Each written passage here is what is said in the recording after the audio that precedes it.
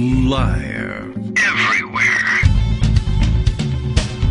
On netrootsradio.com.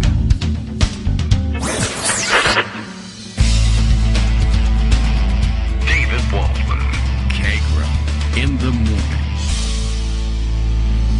Now, here's David Waldman. Hey, good morning, everybody. How you doing? It is Wednesday, August 30th, 2023. We're nearing the end of the month, slowly creeping our way towards it, but there's an extra day on the end there, being one of these 31-day months. So, okay, it'll take us a while to get over the hump here. All things in working order. Thank you, Justice, for giving us the thumbs up on that, and we are reminded from his morning messages, of course, that Florida awaits, or has now received, I suppose, the hurricane from down in the Gulf, and so that has made landfall. I don't know where it's one of those weird measures of when the hurricane, I don't know, I guess that's what the eye wall comes ashore, but I mean, you know, you're getting battered by waves and rain for hours and hours beforehand. But okay, flooding and various other sources of hurricane-induced damage happening now in Florida, and something, but they don't believe it because yada yada, I don't know what. Anyway, so there we go. I'm reminded also by Justice's notes here this morning, as he says, our musical intro comes on to remind him that a real president can Sharpie hurricanes where they want them, and remember that, and just as a reminder, in case you ever forget just how incredibly crazy and dumb Donald Trump really was, the fact that he could sit there in front of the country and just pencil in or Sharpie in a totally different reality than we had all already observed on the Weather Channel and our local TV news, and sit there with a straight face and do that and say, yeah, but really this. And we all just continued to allow him to be president instead of 25th Amendmenting him out and putting him in 24/7 elder care and observation. But anyway, lots of other things to catch up on today, including, of course, asking Greg Dworkin, what the hell's going on, Greg Dworkin? And he'll tell us when he arrives. There's plenty happening today. There is lots going on in court, and as a matter of fact, if I saw correctly, the morning's abbreviated pundit roundup is titled as much, that there's so much happening that things, what does he say? Well, we'll find out in just a second when we bring it up, but I had it in front of me before. There it is. The courts are dominating the political news. That's the title of today's abbreviated pundit roundup. So we're definitely going to get to that. Front page news at the moment over at Daily Kos on the storm itself. Hurricane, is it Idalia, like Vidalia, but without the V in front? Idalia makes landfall in Florida. I don't think I've ever come across that name, but plenty of very pleasant and very nice Idalias out there, I am sure, who are very upset at having the storm named after them. Anyway, also in the courts today, let's see, we've got the Proud Boys sentencing for their seditious conspiracy convictions, so that should be somewhat interesting. They face incredibly long jail time there, and, well, any number of things that I have socked away for discussion for today, including yet more troubling plans for the dangerous, anti-democratic, demagogic idiot who thinks he's going to be president again. So we'll run through a bunch of those things.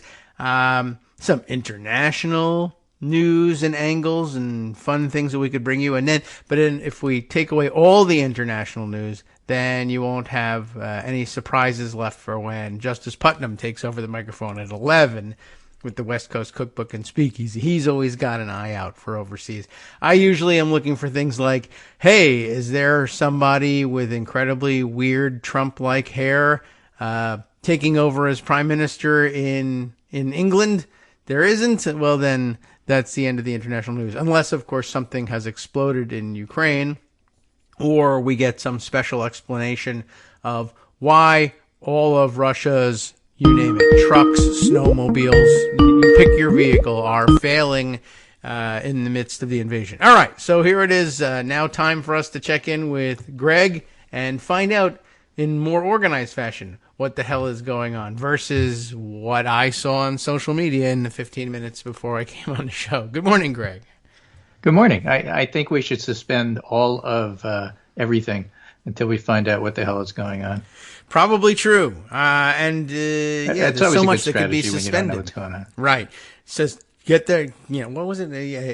Well, that was specifically about immigration, but it's certainly become a rallying cry for everything else. So just stop doing anything until we can figure out what the hell's going on. Until we figure out what the hell's going on. Right. Nuke them, buy Greenland, and send them there. I don't really know what. Well, I think the Puerto Rican approach is best. Just throw paper towels at it. Yes. Well, it's of course. Very wet. Remember, Texas was going to shoot guns off and scare it away. Oh yeah. Right. And, wasn't there? None of the stuff works because global warming, but, there it is. Steve Schale, ex-Florida, wunderkind, who's no longer a kinder, had his own, Sharpie vision. I put that at the very bottom of the Skype list I sent you. Tried to Sharpie it away, but he didn't. So it didn't work. That's a better plan. It's a better plan. The thing is, the big storm is hitting the Big Bend in Florida now, and I won't have a lot to say about it because they're being inundated, and so we don't really know what the results are. We'll have more to say tomorrow when we get to assess the damage. At the moment. By the way, Steve Schale, this just in, Bermuda hates Steve Schale. Why? Well, take a look at where the arrow sends this hurricane. Okay. They're like, wait a second. It's not empty ocean out here, by the way. I thought he was sending it to Iceland. They probably hate him too. I guess eventually, if it keeps going that direction, it would get to Iceland. Bermuda, right? We shall see. It's bad. If you haven't evacuated, it's too late. Some of the outlying areas are already being inundated with life-threatening 10 to 15 foot storm surge. And we'll assess tomorrow. Higher than the only good news, if there is any good news, is that it appears to be a fast-moving storm. Some of the worst ones are the ones that move 2-3 miles an hour and just sit there and pound you. At least this one is relatively fast-moving, so it'll hit Georgia soon. Okay. Well, yeah. Well, it's okay for Florida. I mean, if you're Florida, you want it to hit Georgia. I guess so. If you're Georgia, you want it to stay in Florida. Right. Just hang out, take your time. This is going to be an interesting path for this thing, and it has built up. I think it actually reached Category 4 at some point. Just as it landed, yeah. But Florida gets hit the hardest, and then Savannah, and then parts of South Carolina. That's life. And hopefully, Southern Virginia is okay. I think so. I mean, I see that it's in this cone here, but it has to churn over several hundred miles inland. That way. So that'll weaken things. But you'll get some rain in Southern Virginia. Yeah, I think so. So I won't go there.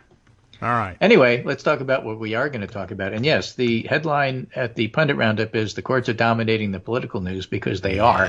Well, I'll see. And a couple of things to say about that. All right. First of all, I am not a lawyer, and that's okay. And the reason it's okay is that you can turn to the expert lawyers to tell you about details. Okay. What you should not do is depend on the lawyers to predict what happens in court. Oh. They don't know. They never know.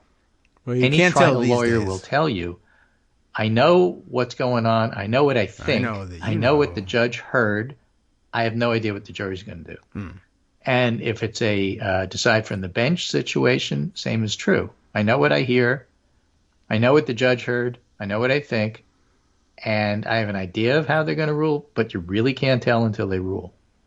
Yeah. And we said on Monday that the more important of the two hearings that took place, the shotgun one on deciding when the trial for Trump was going to be January 6th, Jack Smith in D.C., but the more important one was the Meadows hearing, and it turned out to be true. A lot of stuff happened that wasn't expected by the lawyers. For example, Meadows took the stand, and Meadows testified for hours. And then the transcript was out, and people heard what Meadows said. And the lawyers looked at it and said, first of all, we didn't expect that. It's one of the reasons why you don't depend on lawyers to predict things. Okay. Secondly, he made a case for why this particular indictment by Fani Willis should be removed to federal court. And he established a couple of things. Okay, so anybody who thought this was a know? slam dunk was wrong. Nobody did, but, anybody who thought that was wrong. He certainly established he was a federal official. He established that moving it to federal court is a really low bar. Fani Willis's folks were arguing it may be a low bar, but a bar it is nonetheless, and you haven't even gotten over the transom. All right. Even if the bar's on the floor, you still have to step over the transom before you trip, and you tripped yourself up a lot by what you said. Now, the judge said, okay, I'm not ruling today. I will tell you this, and this is Steve Jones, pretty good federal judge, appointed by Obama, black guy, just, for background, because that matters in terms of how the Trumpists deal with this in public. It doesn't matter in court in terms of facts. But he's experienced, and he knows what he's doing, and he wants to be fair, and he will be fair. And he said, okay, I haven't decided yet. If I don't decide by September 6th, Mark Meadows, you have to show up and get yourself arraigned in Georgia. But in the meantime, I'd like some extra information that wasn't provided in today's hearing. I want to know from Fani Willis, if we have a number of charges and one of them doesn't belong in federal court, but the others do, what's your position on that? Okay. Which gives you a hint about what he's thinking. Yeah. It is possible. Again, I'm not a lawyer, but I'm looking at that and saying, maybe Fani Willis has a superseding indictment, removing the ones that trouble the judge and just keep it in Georgia. You don't have to charge him on like 5 things. Why don't you just charge him on one thing? Depending on what that one thing is, yeah, maybe. Well, calling Brad Raffensperger and trying to strong-arm him, essentially. Well, since that's in the offing, that's a pretty good one. Like if Fani Willis said, down to but you don't fines. understand, Judge. See, here's the thing. This is a RICO charge. And these other things don't have to be crimes in and of itself. It fits in with the narrative. And this gets back to the whole complexity of what Fani Willis is trying to do. Mm-hmm. She, in a different court with the judge, said in Georgia, I want all of these 19 tried, and I want them done in the fall. And basically what Fani Willis is saying, I don't want Kenneth Chesebro severed. I don't want Mark Meadows severed. I don't want anybody severed. I want them all together because I want to tell the narrative about how this is a RICO charge. You can only tell that story because you have everybody here. It helps. The individual defendants are saying, no. We want 19 separate trials. Mm-hmm. And the reason we want 19 separate trials is we don't want you to tell that story. And we want to be able to say what Glenn, what's his name? Glenn Kirshner, calls the empty chair defense. Oh. You're charging me, Kenneth Chesebro, but I'm telling you, that empty chair over there, John Eastman, he did it. He's not here to defend himself. But that's my defense. And I got these 18 other people. Trump told me to do it. He's not here either. But, you can't blame it on me. You can't pin the rep on me, copper. It's these other people. These other chairs did it. So all the chairs did it. And so, they've got one strategy. It doesn't necessarily mesh with Trump's strategy, and it doesn't necessarily mesh with what the DA wants to do. And my point in going over this is you don't know what the courts are going to do. I'm certainly no expert in the law, so I can't tell you what the law says you have to do. But I do know enough to know that the judges have all said, this is really interesting, and there's no case law to rely on here. Okay. What does that mean? It means you have no idea what the judge is going to rule is what it means. And that's why I don't depend on the lawyers to say, this is a slam dunk. Oh, he really screwed himself here. Oh, he did this. He did. Fine. But we don't know how the judge is going to rule, and that's what matters. Okay. We'll have to wait and see. We'll have to wait and see, but, that's the advantage of being a non-lawyer. You don't get bogged down in too many details. Yeah, I guess that's true. Like you just look at the big picture here. What's the big picture? Carefree. Well, what's the judge going to rule? I don't know. Okay. There you have it. Now, see you when we know. Write a 5,000-word column on that? Go ahead. Well, that's the punditry problem you discussed last week. Yeah, they have a column due, and they don't know. So, all right, well, we'll see what happens. There's been plenty, and there's no stopping it either. Though there was a call for lawyers and as pundits to think again about filling out their column inches with stuff they don't know and about. We went over that, and it was such a good column by a really good Georgia lawyer, and a legal professor, and definitely worth talking about. So let me give you two here, because I think it kind of illustrates the point of how far you can go without going too far. Okay. This is from the LA Times. Harry Litman, very good guy. I like reading him, lawyer, Right. former DOJ guy. Why Trump's outlandish legal maneuvers are backfiring with the federal judge in the January 6th case. Yeah, That's why? not the Fani Willis, Mark Meadows stuff. That's No. the one with Chutkan in D.C. And the reason it's backfiring is because Chutkan's a no-nonsense judge who isn't going to accept at all the idea that, we should wait 3 years because there's so many different pieces of paper.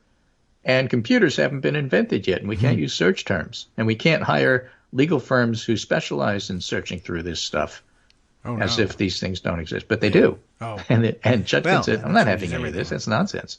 Yeah. Now, I agree that January 1st is too soon to have this trial in 2024. So let's do it in March. And the Trump attorney, John Lawler, just exploded and was good. really bombastic, and he wasn't nasty, but certainly Figuratively. wasn't respecting the court. And Chutkan told him several times, turn the tone down, turn the tone down. And as people have pointed out, when you get a conservative white guy in a court with a black judge, sometimes the judge has to take him aside and said, you will respect this court. Am I understood? Yeah. And nice. give him the side eye like, Auntie Matilda would have done, and take him to the woodshed. So that may be coming. Hit him with the gavel. Well, that's one, know. But again, the Georgia thing is more complicated, and that's why this other story from the New York Times is relevant. Ooh, wow. Glenn Thrush Relevant? and Danny Haycom. Amazing. Court skirmishes show divergent strategies by prosecutors in the Trump cases. And you may look at this and say, okay, Jack Smith was smart because he just did Trump and he made it simple I mean, it's a way to go. in January 6th. It's a way to go. But in doing that, on the one hand, he avoids some of the 19 people. I want to sever the case. I want a fast trial. I want a slow trial. Mm-hmm. He avoids the issue of Trump pointing to the empty chair because Trump is at the top of the pyramid, so it doesn't really work that way. He'll point to chairs anyway, though. But it won't matter. Right. He can't point to underlings and say, you did it. He will, but will. it's not going to fly. Draw in defendants Unlike Mark Meadows, with he a won't take Sharpie. the stand because he'll perjure himself. And He might take the stand, though. He might leave with it. That's what I mean. I'm paint sell this it on gold. eBay. That's what he'll do. Yeah. Okay. But at the same time, Fani Willis is showing why it's so important to tell the whole story, the big story. Yes. You could argue whether or not she should have included Mark Meadows in this because Jack Smith did not. And Meadows is showing why that's fraught. But at the same time, if Meadows loses and he has to stay in Georgia, that's a big deal. People have pointed out, we pointed out on the show, the obvious two big things is you get a better jury pool and there are no cameras.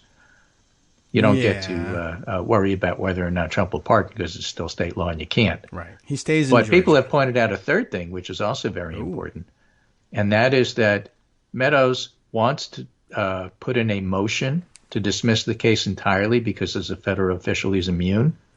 But you can only do that in federal court, not state court. So step one is to move it to federal court, and then step two is to make that motion. I guess so. I mean, it's not a very strong motion, but like No, you said, I'm just saying know. we all know it's coming, and Right. so that's part of the strategy. I'm not saying I mean, whether it will I or wanna will put not in a work. motion What did we to just make say? myself We don't king. know how the judge is going to rule. Right. We don't. We do on that one, but we don't. So there you go. I mean, that's really well. If they move it to Martian court, you can put in a motion to turn yourself into the Rat King. All right. Well, are you going to do that? No, but No, but I could if I was at to the, defend you. Stranger in a strange land. But still, it's just a really, really interesting thing. So if the marshal of the Supreme Court is going to decide this in the end because they have supreme power, right? Again, you don't know how it's going to work out. But again, the simplicity of the D.C. cases, the Jack Smith cases, and the complexity of the Fani Willis cases actually complement each other. Yes, they do. I don't know why people... I don't know. There are people who are invested in writing stories about how they don't, or they Or somehow, one is better than the or other. we ignore this one. is yeah. how you should have done right. it. No, and it's like, again, I'm not a lawyer, the but to me ultimate- it reads like, I'm the political consultant you didn't hire, so let me tell you Yes. about everything you're doing wrong. Yeah, pretty much. There was a piece in the, I don't know, New York Times, I think, about that, taking that subject on. And it's like, well, don't you see that essentially you say, well, there's two ways to go. And if everybody then says, why not both? Right. That's what we're doing. So what's your complaint? Oh, well, this one is not as strong as the Jack Smith. So then go root for Jack Smith. Right. And in the meantime, but see Jack what happens Smith doesn't tell the narrative the way that Fonnie Willis does. But then well, go then go read listen to what Fonnie Willis is trying to say.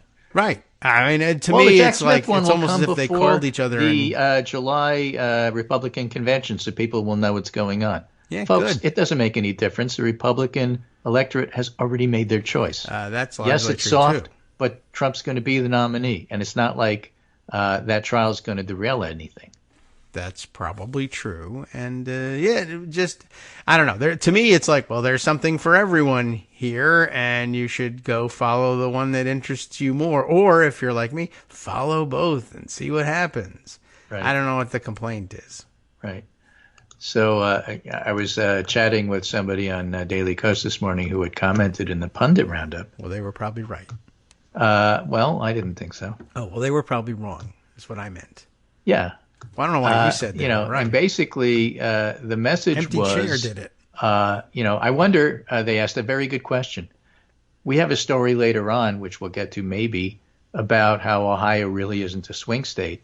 And it's important because it was written by Kyle Kondik over at the Crystal Ball Larry Sabado's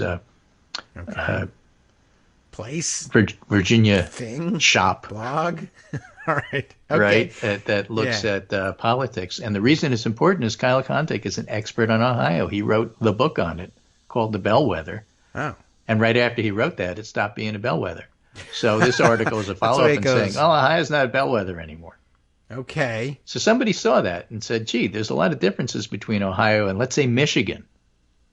Well, all right. Yeah. Michigan went blue and Ohio doesn't seem to be. And it has a lot to do with the suburbs. Like the suburbs of Cincinnati are more like exurbs and like they're right next to Kentucky. And they vote like Kentucky. Yeah. So trying to win over the Cincinnati exurbs, suburbs aren't, that's not as easy as trying to get to Oakland County or Macomb County in Michigan. Well, it just doesn't work that way. So basically that's what he's writing. So somebody read those articles and said, I wonder if the voting differences between Michigan and Ohio, very good question. I wonder how much the plot to kidnap Gretchen Whitmer swayed Michigan voters. Oh, well, sure. Why not ask that question? It's a great question. It's a major and my issue. answer was no. Oh, all right. And the reason is it's like policy. First you decide how to vote. Then you get the news and decide how it fits into your framework. I guess it's that's not like you're answer. looking at the facts and they're going to tell you how you're going to vote. People don't do that. I don't know how many times you have to tell liberals and progressives, stop being logical. That's not how it works. It's never how it worked. And that's why your great policy, Bernie Sanders, isn't going to win you the election. I guess that seems like we've had plenty of proof on that. Yeah. So you look at the facts and issues, and then you fit them into how you want to vote, and that's how things work. So, yeah, there are some interesting differences. It's not like a court of law where the facts matter. But even when the facts matter, judges and juries can still rule the way they want. How do we know? Supreme Court taught us that. Okay. Well, yeah, I mean, I guess it is a little bit disappointing when you come to the realization that, Michigan is still full of people who say, well, do you think that they should have kidnapped the governor? Some of whom will say, no, you can't kidnap the governor. Well, is that going to make any difference in how you vote? No, I can't blame the Republicans for that, so why should it affect my vote? Either that or, well, this Republican. What about this one, though? The one who's running for state representative, he actually was implicated in that plot. Yeah, well, he didn't do it. I mean, and besides, what evidence do you have that the governor stands against fascism and my side stands for it? Yeah. Well, didn't we just have this discussion about what happened with the governor's kidnapping? Yeah, but, you're applying then there was that rally where you said we stand with fascism. I'm looking at the price of eggs. Yeah. Oh, that'll teach you. And then the gas pump, and he did that. Oh, yeah, well, 3 years ago. Sure, whatever. Yeah, I mean, that's the reality of it, right? And people will say, I know. Kidnapping the governor is bad, but taxes. Yeah, but. There's always a but. Yeah, or he didn't do it, or he did do it, or he did do it, but he's going to lower my taxes. There's always a butthead. You know, so, okay. All right. Well, that's true. It's an interesting question. Well, I mean, certainly there was some impact of some kind, but it may have been more about solidifying Democratic votes than swaying Republican votes. Right. Okay. Now, next legal thing. So again, you know, we're looking at the whole big picture strategy here, but individuals under individual circumstances have different things happening. Here's 2 lightning quick examples before the break, which is coming up. Yes. One is that yet a different Georgia judge is going to release the preliminary special grand jury report that led to the regular grand jury indictment in Georgia. By September 6th, the other side has a chance to complain. If not, it's getting released. So that's like a week. Nice. Okay. They'll complain during that week. And then so we'll see. You know, it'll be interesting to see how that works. Another thing is that John Eastman, separately from all the trials, is having a state bar proceeding, and the state bar has issued a report. Designated legal expert Matthew Seligman submitted a 91-page report, which the columnist here, I think it's Jennifer Rubin from the Washington Post, has obtained. Strips away any colorable or legally plausible defense that Eastman was acting in good faith in rendering advice to the now 4-time indicted former President Donald Trump. Well, good. And that has serious ramifications for Eastman professional licensure, defense in Georgia, Kenneth Chesebro, Sidney Powell. That all matters. Whether or not it affects Meadows is a different issue altogether, because of all of the different people indicted, he's got the strongest case that at least some of what he was doing was as a public official.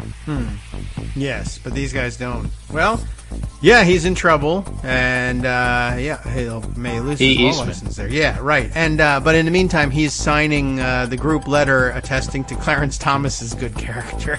Right. So that's which is really going to help Clarence Thomas a lot. Hi, everybody. It's me, David. Let's change things up from the old fundraising pitch for just a minute and talk instead about how you can be a part of our show. If you've got a smartphone or any other electronic recording device, why not sit down and record a segment for us? Read us an important article and give us your take. Read one of your own original essays, or even just give us your commentary on something you'd like to share that's important to you. Then send the file to me at kagrox@gmail.com, and I'll try and work it into the show. Short segments, a few minutes in length, that are easiest to fit in. And of course, I can't always guarantee that I'll be able to play everything, but if you've ever shouted at your radio or TV about something you wish was being covered, here's your chance to change that. Make the show your own. Send your submissions to me at kagrox@gmail.com. Shay Moss and Ruby Friedman. They're separate, but together in a RICO. Yes. Hello, everybody. We're back, and welcome back. And we're discussing all sorts of aspects of the various cases, the Georgia cases in particular. But I don't know if this is where you wanted to go with your segment, so I can save that for later, unless you wanted to wander into that one. But no, I don't. All right. Fair enough. I'll give you Eric Siegel, That's who's what the break is law for. professor in Georgia, Siegel? with a pithy comment this morning. Okay. Good morning. Trump is the climate change of politics. The climate change of politics. Interesting. Changes everything. People deny it's true. It doesn't matter. The truth I don't is believe the truth. in him. How about that? No. Yeah, I want to be a denialist when it comes to Trump. Do I have that luxury? I think not. All right. Well, then I'm going on a school strike with Greta. Okay. Did you see the front page of the Daily Tar Heel, by the way? Yes, I did. Lots of commentary on that one. Let's go there. Okay. Well, I can't read the entire thing. No, some of it you'll be bleeped for if you read it. So the Daily Tar Heel just has comments from people who were texting during the North Carolina lockdown the other day. Yes. P.S. There was a North Carolina lockdown the other day. We didn't. Are you safe? Where are you? Are you alone? Guys, I'm so effing scared. Hey, come on, sweetheart. I need to hear from you. Can you hear any gunshots? Please stay safe. Barricade the door. Or if you think you can run and get a place that can lock, do so. My teacher's acting like nothing's happening. I'm low-key freaking out. I wish these never happened. Stay calm and safe. We love you. I love you. What the F is happening? Multiple voices and loud banging. I'm in class. Everybody's losing it. People are literally shaking, hoping it's the cops. I'm going to effing throw up. Just comment after comment after comment. Fitted on the front page, starting in big letters and then ending smaller. Like the Star Wars. You were reading something from Star Wars. Yeah. Exactly.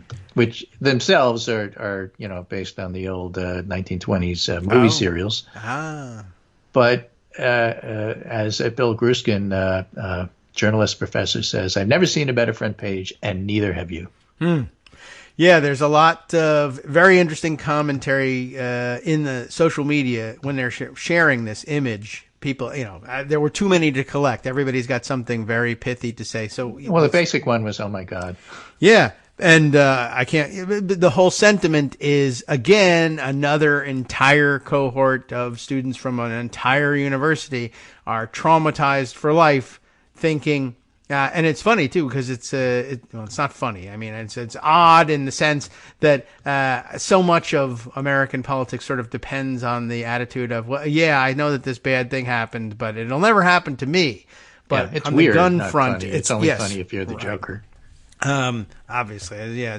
But more and more students all over the place finding that there's no avoiding it at all. That you will eventually be closely involved in a school shooting situation, and that's what it came to yesterday. University of North Carolina, thankfully not a mass event, but still somebody bursting in and shooting a physics professor down, I guess in class, but. So once again, entire major university goes on lockdown, and everybody's praying that it's not one of these major shooting events, but, a whole new cohort of students at a major university, maybe a couple of days into class now. So there's a new freshman class will now graduate having lived their entire lives under the shadow of the threat of mass shooting. And yes, it can happen here. So. Oh, hot off the presses from our intrepid reporter, Brandy Buckman, who's now covering this, at least temporarily, for Empty Wheel. Today's Proud Boy sentencing for Henry Tarrio and Ethan Nordain has been canceled, according to the U.S. Attorney's Office. The reason given is, quote, due to an emergency, unquote, no further details at the moment. Okay, so that could be like gastrointestinal issues. Or bomb threat. It could be. They probably phoned in their own bomb threat, though. That's the great thing about the Proud Boys. Just, anyway, we'll see what happens. Bomb threat built into every appearance. Okay. The bomb is Enrique himself. Right. So, all right, well, what can I tell you? When you're facing sentence of a decade or two, we'll wait another day or so if justice should require it. Right. Okay. So now Frank Luntz is reporting 53% of dog owners have some concern about the safety, efficacy, or necessity of canine vaccines. What? 37% are concerned that vaccines could cause cognitive issues in dogs and may lead them to develop autism. So what are you going to do? Not get your rabies shot if you're a dog owner? Yeah, I guess so. Plus, this is like my Republican operative friend Liam Donovan, Twitter friend, said, a new Vivek Ramaswamy campaign team just dropped. Canine vaccine efficacy. Well, so effery, if not efficacy, anyway, going on. So now we'll have literally rabid Republicans running around saying that they don't understand why their dog/leopard ate their face. Exactly right. Fantastic. Okay, so, I mean, I guess it was bound to happen. It's just swapping one kind of vaccine for another. But yeah, don't tell me what to do. I hate when you tell me what to do. Well, okay, I'm not telling you what to do. I'm telling you your dog is going to get rabies if you don't get the shot. Yeah, there is the possibility. You are telling me what to do. I'm going to do the opposite. I'm going to give him rabies. That'll own the libs. I'm going to bite him.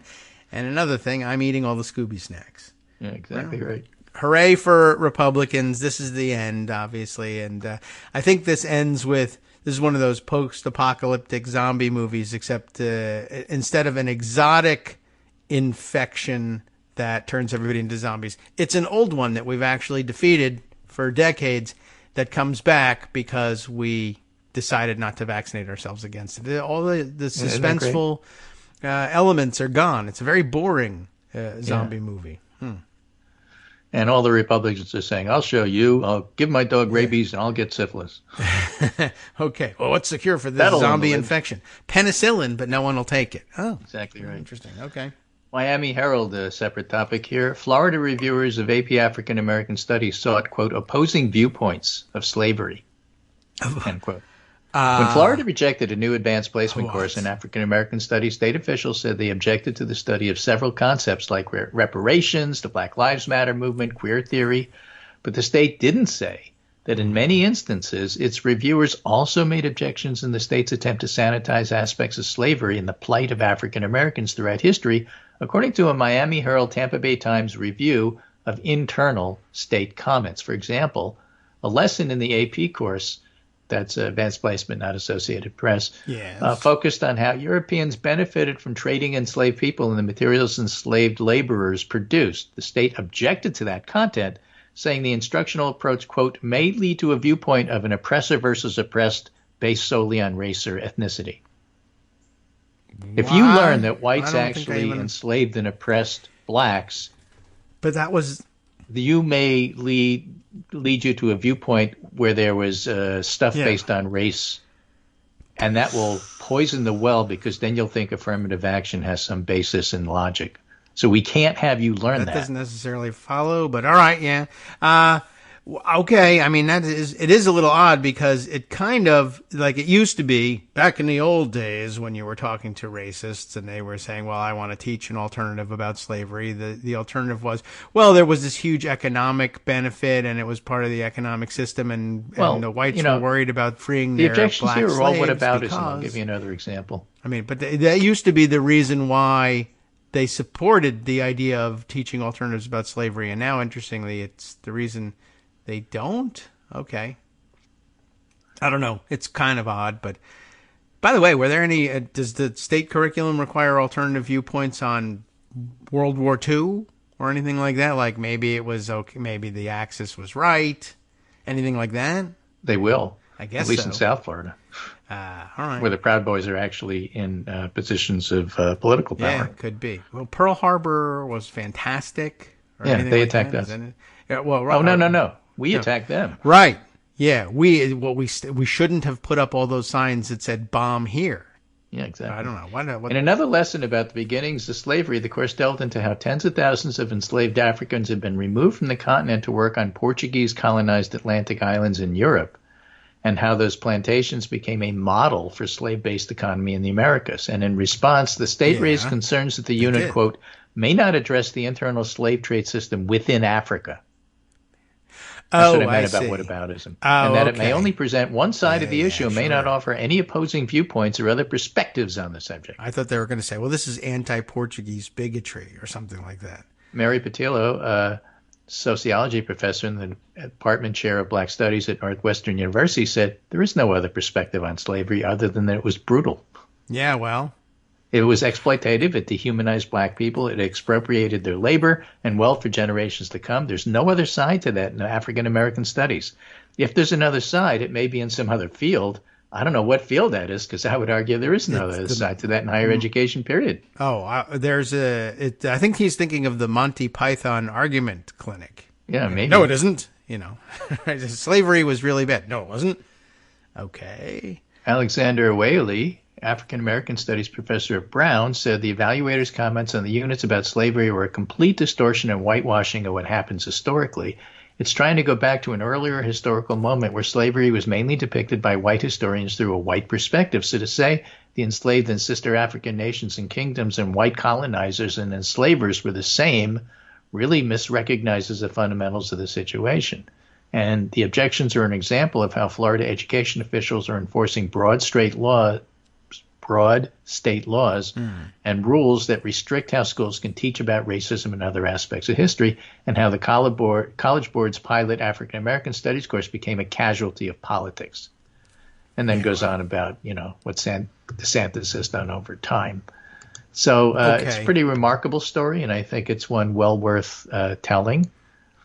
Sure, and absolutely. DeSantis, this is why when DeSantis went down to Florida, where he occasionally visits these days, he's looking for a soul and was talking about the shootings that happened in Jacksonville, where a white man racially assaulted black folk with a gun that had a Nazi swastika painted on it. To the extent he got the side-eye from people who were involved in the community. Yes, he did, and he, What can I tell you? He deserved it. And yeah, it wasn't even like he was imposing himself on another state. He's the governor of that state. He should probably have been. Now we just skip right past. I guess this is the big accomplishment of Republicans. We have admonished them to stop offering stupid thoughts and prayers statements after each shooting. And so now they're taking our advice. It wasn't so bad, or you deserved it. They're going straight to that. Now, you made reference to this, so I think we should mention it. What is it? Glenn Beck interviewed Donald Trump. Here? Trump was asked if he regrets not locking up Hillary and whether he'll arrest his political opponents if he wins, and his answer was, well, you have no choice because you're doing it to us. I made reference to that? Well, yeah. Smart. Well, you said you were going to get the things Donald Trump said. Oh, yeah. All right. Well, maybe that one. Sure. Well, why not? That's driven everything in Donald Trump's career, even before he was in politics. He bases everything on whataboutism. Well, somebody else did something, and so I have to as well. So right. We're not locking them up yet, but we will. So a couple of things that have more to do with politics, and one of them I wanted to mention was a Roanoke poll of Virginia. Okay, that's in Virginia. Yeah, and they were looking at Trump and how he stands relative to other people in Virginia. Oh, you mean like he stands like he's the front end of a centaur, like that? No, I mean like if you took a poll, how does he stand compared to other people? Oh, I prefer other people. Do you? Yeah, 100%. Okay. Well, what do they say? What they say is that he's leading the pack. Okay. Leading the pack of idiots. But at the same time, and I'm looking for the exact poll number here because I don't have it in front of me, but he leads by a lot, and Youngkin is like at 9%. Approval, with Youngkin's approval falling a lot. He's ineffective and he sucks, and most people have forgotten about him. And it was probably a mistake for him strategically to stop running for president because people stopped paying attention to him. But, right. Youngkin is now proposing a 15-week ban, and he wants to make the okay. Remind me, the Senate or the House. He wants to flip. He wants to flip the House. Sure. That'd be a good place to flip. You know what? I forget. One of them's Democratic, one of them's Republican. Yeah. And almost he wants certainly to flip the Democratic one? Yes, almost certainly what he wants to do. Yeah, but now you have me second guessing myself too. So, all right. But well, that would happen if you asked me about Connecticut. I pay a lot more attention to national politics than Connecticut politics. Yes, I mean I am guilty of that as well. But all right. So whichever one he doesn't control, he would like to control it. The end. Right. That makes sense. So let's see what the date is here on this story. Nope, that's a March.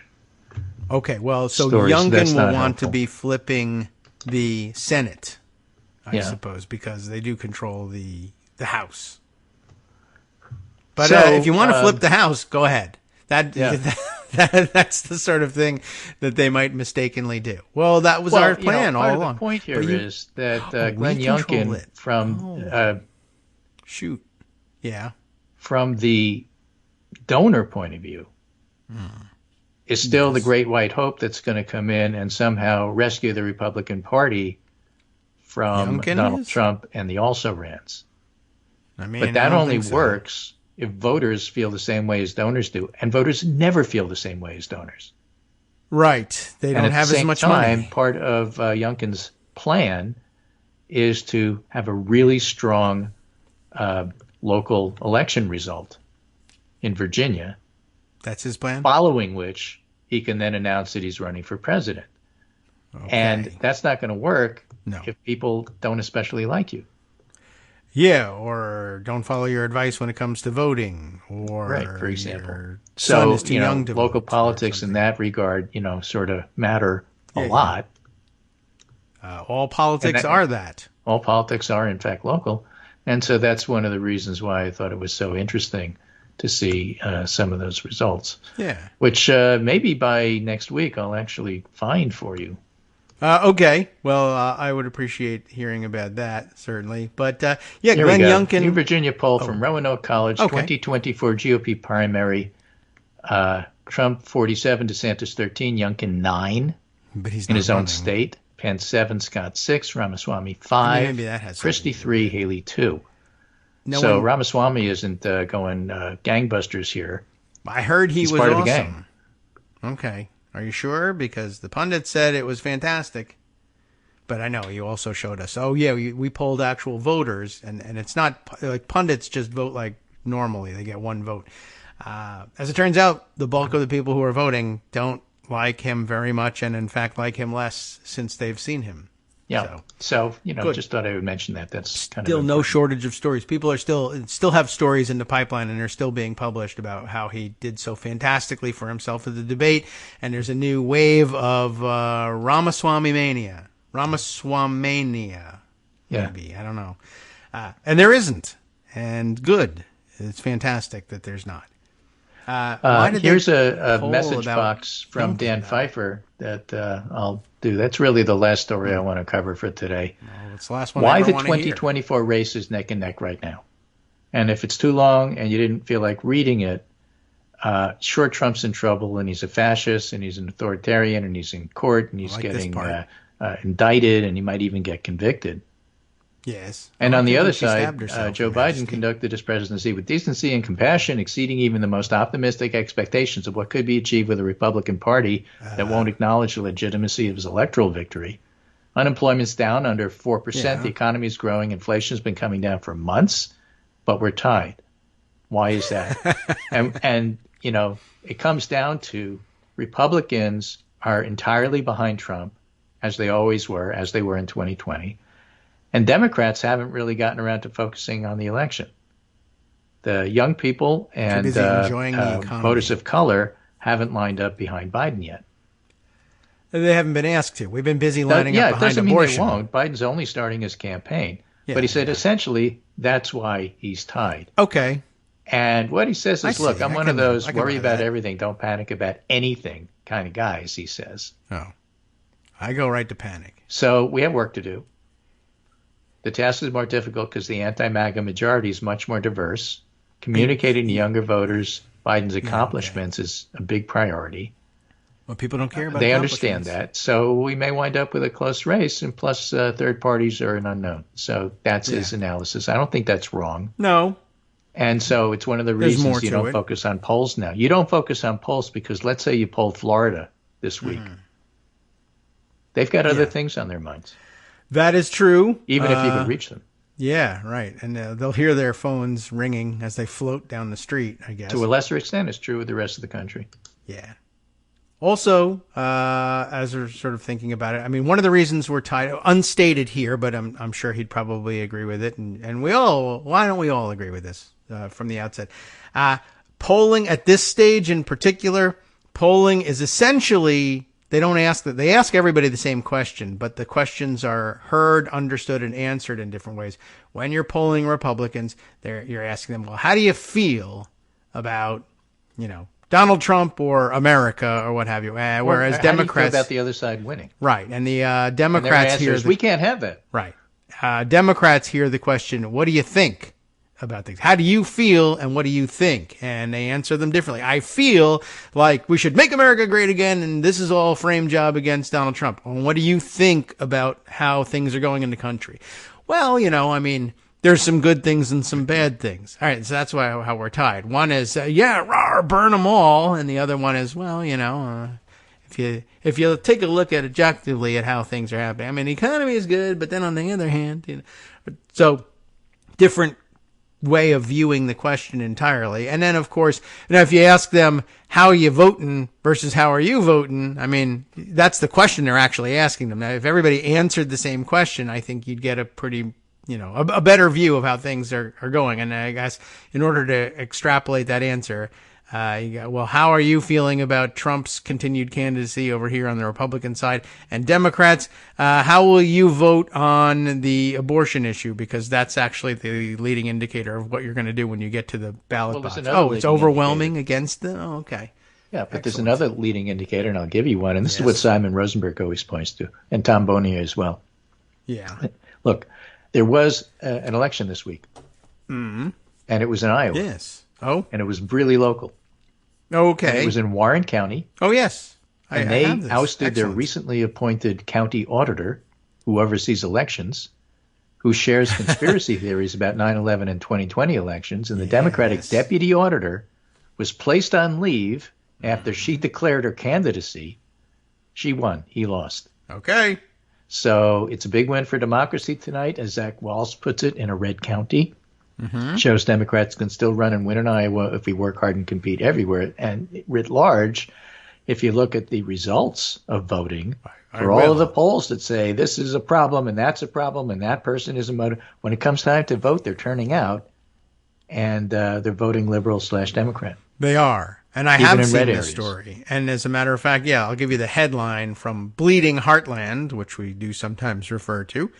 The headline on this one, big win for, it's Kimberly Sheets is the name of the candidate who won. Big win for Kimberly Sheets, and that win bucks the Warren County trend. This is a red trending county, and she walloped the Republican candidate in a red-leaning and red-trending county. So, excellent news.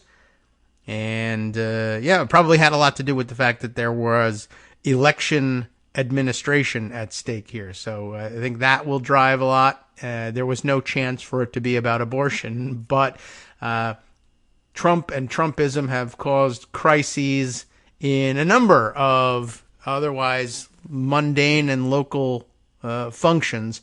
So, yeah, now you got to turn out whenever anybody has any authority over vote counting and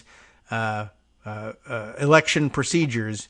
It's going to be a contest of lunatics from outer space versus normal people. So, all right, good. And thank you for bringing that one to our attention. Are you muted? Have you left? It sounds like you're No, not I'm here. interrupting me enough times. Okay. Yeah, All right, we am I used to, not huh? wrong about something here somewhere along the line? Why What are you, Armando? Yeah, there you go. Okay. Well, that is good news. And, I still think yes, that it's Armando local. fundraiser is something we should Hmm. do. Oh, yeah. The 100 people signing up and he'll never come on again, was it? Yeah, and with 200 he will. And I Yeah. think that, it was just keep I think he raising the had it stakes there. backwards. Oh, yeah, that's true. We could just keep flip-flopping between them and exceeding Exactly. our goal. Right. It goes on forever and you reach whatever goal you want. Fantastic. I could be a billionaire eventually. And then we'll buy a new host with the money. Okay. Anything else to sneak in there? No, it's only just Wednesday. a reminder so- from dog lovers, not only From? to get your shots, but for. if there's a hurricane coming, Yeah. don't forget to walk your dog before the storm. Uh, Don't wait for the storm to walk your Oh dog. yeah, right. My dog's name is Jim Cantori, and we go out in the storm. This is the big one. It's finally happening. Right. All right. Yeah. So good advice. If you evacuate, of course, do take your dog with you. Don't forget Let that. the dog evacuate before you evacuate. Right. Just a pro tip before you get in the car. That's right. And if you forget, you will find that even though you evacuated without the dog, when you return home, you'll find that the dog has evacuated all over your house. Without you. know, Right. and it happens. So look out. So prepare a place. If you can't go out, get your garage ready. Yeah, I guess. Man. All right. Well, we'll have to see Well, these how are survival things tips. happen in Things you need to do to survive. Right. You already know this if you live in Florida, presumably, unless you're one of those people that just moved there because you wanted to live in a place where education was being destroyed from the inside out. Yep. And in that case, you probably haven't prepared. Yeah, I moved there for the schools. It's, How often have you heard that? I mean, that's usually what people do when it comes to real estate purchases. But imagine moving to Florida and saying that. Well, we'll have to. Okay, well, we got an eye on them. We'll see. I mean, we're already seeing pictures of flooding, etc. And if you're still stuck there, I guess you could go stand next to Jim Cantori because he knows the relatively safer places to stand. The one place to stand. All right, that's it for me. Very good. Take care. All right, And we'll I'll see you talk to tomorrow. you tomorrow. Okay, excellent. We'll wait for further news to happen between then and now. In the meantime, let's see. Anything we want to sneak in? I could read you a little bit just because we only have a minute or so. before we have to exit. I'll read you a little bit from that Bleeding Heartland community blog about Iowa politics. As you all know, we followed it for years here on, at least on social media, what was going on. Laura Bellin, the author, and writing excitedly about a local story so she can give a little local color. This is about that big win in Warren County, a massive organizing effort paid off for Kimberly Sheets as the Democrat won the August 29th special election for Warren County Auditor by a 2-to-1 margin. Is the auditor actually probably isn't an election official, though, now that I think about it. But I guess that came into the mix because of the incumbent's beliefs. Unofficial results first reported by Iowa Starting Line show Sheets received 5,051 votes. But sounds like not very much, but it's in fact 66.56% of the vote to 2,538 votes for Republican David Whipple. That's just 33%, because that's all that was left. Turnout was more than 3 times higher than the previous record for a Warren County special election, which was the more mundane and therefore boring school bond issue back in 2022. Anyway, Republicans haven't lost many races lately in this county, but they pushed their luck by nominating Whipple. That's interesting. Not only was he lacking in experience in election administration, one of the duties of Iowa County auditors, so that answers that question, and then therefore also answers the supposition that I had made that it was in the incumbent, and it wasn't. But at any rate, not only was he lacking in experience in election administration, but he had shared Facebook posts, and guess where this is going, espousing conspiracy theories about the 2020 presidential election and other QAnon obsessions. So he was pretty far gone right from the get-go. The county's previous auditor, there we are, Democrat Tracy Vanderlinden, so it was a Democratic incumbent, retired in May and wanted Sheets, the deputy in her office, to succeed her. Whipple's appointment by an all-Republican county board of supervisors generated lots of statewide and some national media attention because of his now deleted social media posts. So anyway, you're getting the color of what was happening behind the scenes. Big win, and we're glad of it.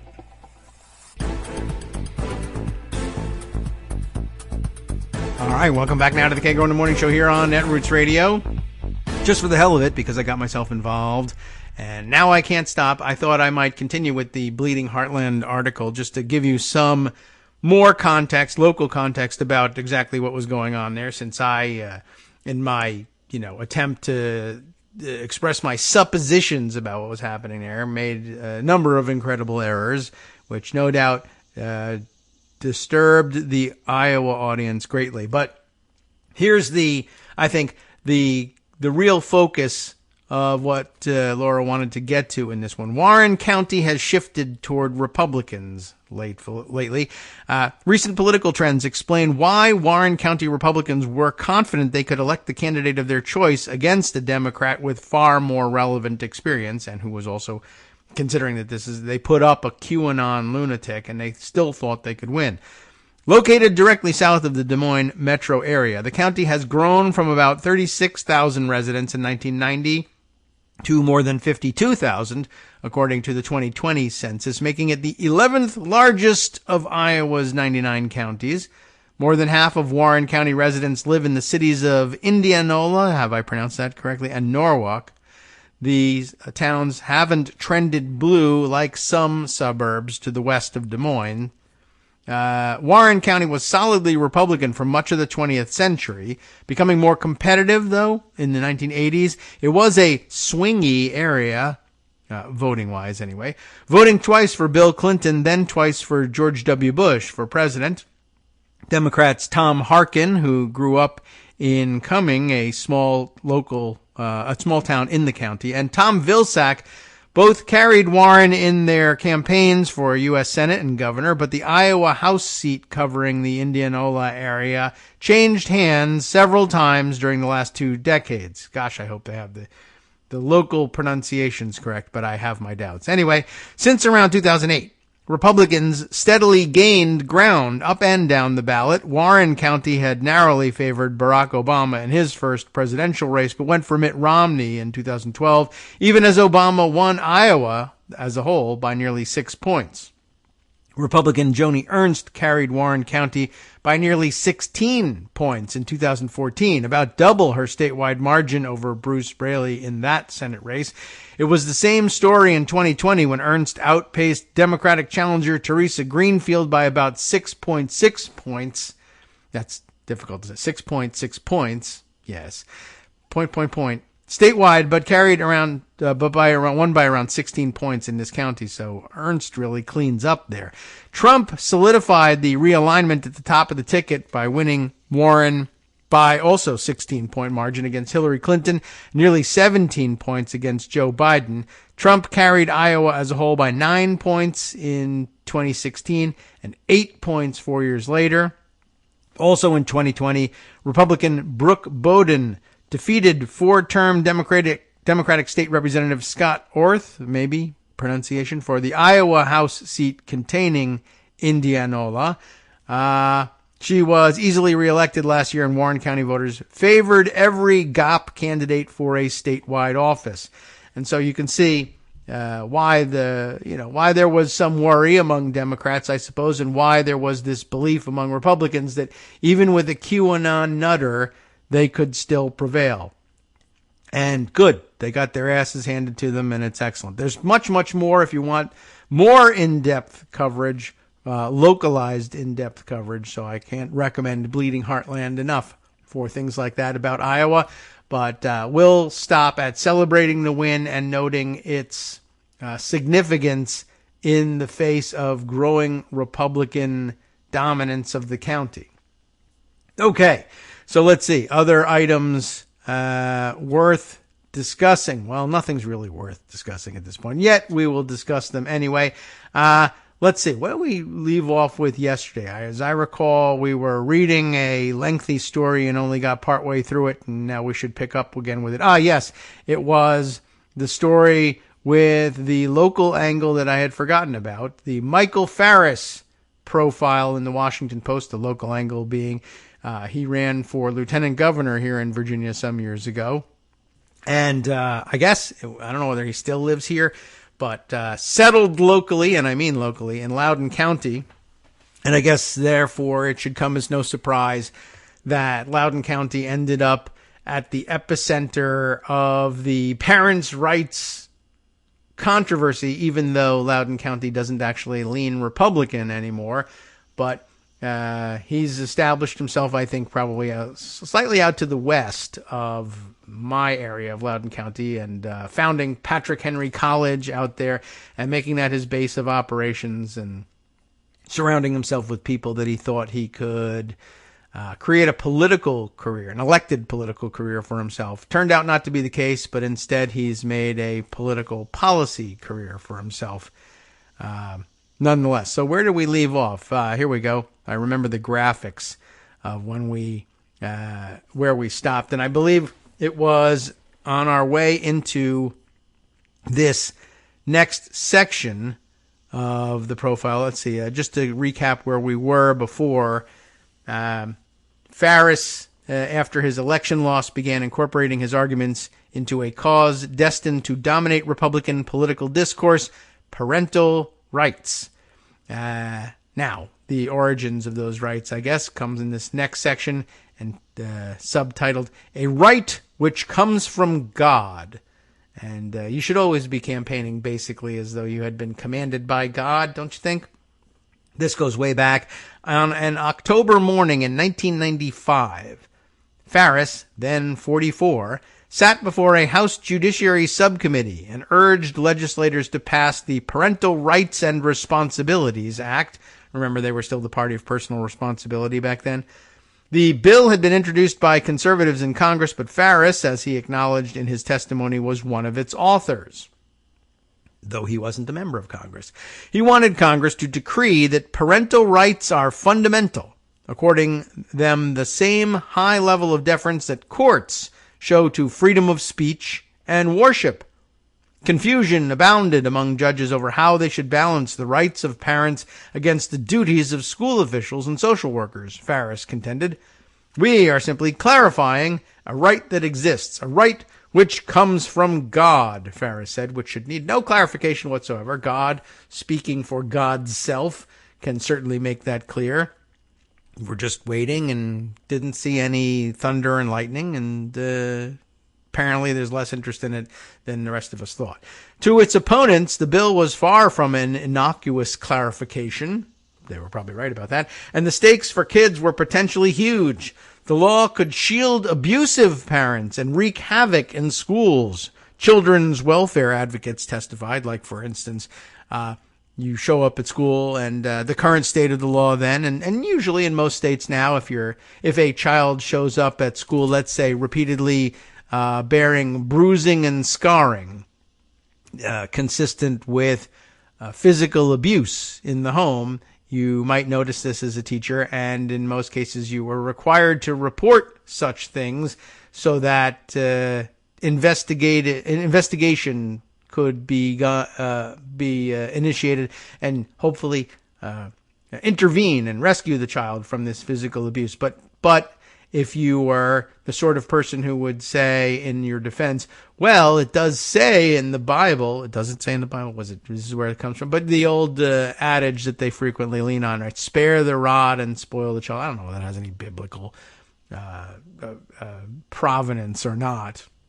But at any rate, it's the sort of thing that goes hand in hand with, claims to have been biblically inspired. Anyway, and so I went out and got a rod and I whacked my child with it, and that's God and freedom of religion, and you can't interfere. Or I'm into this idea where no medicine is allowed in our house, and we just pray for recovery from measles or something like that. Where the state might have an interest in intervening, they would defend with appeals to religion. And so, yeah, that's worrisome. Now, at the time, then Representative Barney Frank, a favorite of Greg's, predicted a barrage of lawsuits against schools from religious parents over subjects and materials they found offensive. Wow, that was a pretty good prediction because, hello, welcome to 2023. Right? Melvin Watt, an African-American congressman from North Carolina, they helpfully explain, it's true, worried about the bill's implications for the perspectives of racial and religious minorities. Having seen for all the years of my life, how the curriculum in classes and schools has been pretty much devoid of any experiences in this nation from the black side of America, it is, to me, kind of scary, Watt said. The bill never made it out of committee, but also great prediction there. Mel Watt predicting Florida in 2023. Here is a screenshot, I guess, of the bill, which was then styled in the 104th Congress, H.R. 1946. So, at any rate, and maybe since they're so high on linking things to dates, right? We're going to have the 1776 project. 1946, is that that was randomly assigned, I'm sure. But they probably got excited about the fact that they could be, 1 year post-World War II, so something. Anyway, they probably never even noticed. The parental rights movement won a more modest victory later that year when Michigan legislators adopted a bill Farris helped draft. But in 1996, the heavily publicized defeat of a Colorado ballot measure that would have enshrined parental rights in the state's constitution seemed to be the movement's death knell, recalled Greg Dworkin, a conservative activist who worked on the Colorado campaign. As so often happens in politics, people thought it was a loser rather than a winner, Dworkin said. That's interesting because then people did think it was a winner, and then Glenn Youngkin won his race in Virginia, and everybody became convinced that it was a winner. And then Glenn Youngkin polled like garbage, never was able to get a presidential race started, and his support has been collapsing ever since. And as it turns out, it's nearly as effective in driving Democratic turnout as the abortion issue. But anyway, as so often happens in politics, people thought it was a loser rather than a winner, Dworkin said. But not Farris. For several years, he receded from politics, founding Patrick Henry College, the country's first catering specifically to homeschoolers, in 2000. Then in 2007, Farris and other homeschooling leaders created a new parental rights group, parentalrights.org, later joined by the Parental Rights Foundation, would never achieve its loftiest objective, an amendment to the U.S. Constitution declaring the fundamental right of parents to, quote, direct the upbringing, education, and care of their children. It was in state capitals, not the halls of Congress, that the organizations were destined to find success. That's always been the way, right? If you can't fool the national legislature into doing something extraordinarily dumb, and you need dumber legislators who pay less attention to what's going on and are willing to do something more ideologically tainted, take it to the states, because the part-time legislators there are only too happy to approve of something dumb like that. In 2013, or at least where Republicans hold sway, in 2013, Farris wrote a Virginia bill closely modeled on his proposed constitutional amendment. He took it to Brenda, Pogge, P-O-G-G-E, a Republican state delegate who had homeschooled her own children and volunteered on his lieutenant governor's campaign. After some revisions, the bill passed the Republican-controlled state legislature. The new law was, quote, kind of a sleeper, Pogue recalled in a recent interview. If we had the interview on tape, I could tell you how she pronounces her name. That changed dramatically 8 years later when an up-and-coming Republican gubernatorial candidate began to invoke parents' rights on the campaign trail. Farris said he was among those who urged Youngkin to promise, quote, to get rid of all the politics in the public schools, except no, thank you very much. Say that 1,000 times, Farris recalled, advising Youngkin, you'll be governor of Virginia. And he is. But it probably had more to do with a perfect storm arising around COVID and CRT than anything else. And by perfect storm, I mean getting by in a squeaker. So anyway, Youngkin acknowledged Farris's counsel during his campaign and said he has continued to offer valuable input since he won office. Mike has been just an incredible contributor to protecting parents' rights and advancing this whole cause, Youngkin said in an interview. But some doubt that Farris and his political allies truly believe that the rights of all parents are worth protecting. They made common cause, of course, with minority parents, both religious minority and racial minority parents, when it was necessary in selling the idea of, join our policy crusade for parents' rights. And then once you pass it, you can just have selective enforcement of it. Don't worry about it. If you're a racist at heart and you still want to join us, it's okay. We'll eventually be racist in our application of the law, just not in the drafting of it at this stage. Don't worry. We'll come back to you. In July, Youngkin once again cited the 2013 state law when he overhauled policies on how schools should deal with transgender students. Trans kids are now supposed to use single-occupant bathrooms or those matching their biological sex. School officials are not to address them by their preferred names or pronouns without a parent's written request. And when parents do make such a request, no one cares, apparently, because the new policy states teachers aren't obligated to respect their wishes. How is it that everywhere else teachers must respect parents' wishes? Oh, but we want to use it for the purposes of allowing transgender students to have people respect their identity. No, actually, those parents' rights don't exist. You parents, you're wrong, obviously, so you have no rights. How could you when you're so wrong? Labeling that a victory for parents' rights angers Laura Jane Cohen, the mother of a recent high school graduate who identifies as transgender non-binary. Whose rights? What parents? Who are these people? Who are these people that you claim to be representing? It's not me, said Cohen, a Fairfax County school board member and Democratic candidate for the Virginia House of Delegates. It is offensive to me, the idea that this is supposedly a parents' rights movement, because it's not any parents I know. Well, it's at least some parents that I know, but it's not all parents, that's for sure, and that's the gimmitarian aspect of it. Next up, attacking the Christian worldview, in quotes here. So what's going on? I'm sure he's accusing people of doing that. While he has fought in court for parents across the political and religious spectrum, Farris said he doesn't believe that parents should have the right to help children transition to a different gender. Parents who engage in a behavior that causes long-term harm to their children, that crosses the barrier of what parental rights protects, he said, I guess they don't get any help from him. The best way to accommodate different ideas about how schools should handle such issues is to give parents as much choice as possible in how their kids are educated, Farris said, through universal voucher programs like those created in a handful of conservative states. It's a goal he shares with some powerful allies. In May 2021, Farris attended a gathering of conservative activists at which former Attorney General William P. Barr denounced public schools' indoctrination with a secular belief system that is antithetical to the beliefs and values of traditional God-centered religion, which is, of course, supposed to be taught in churches.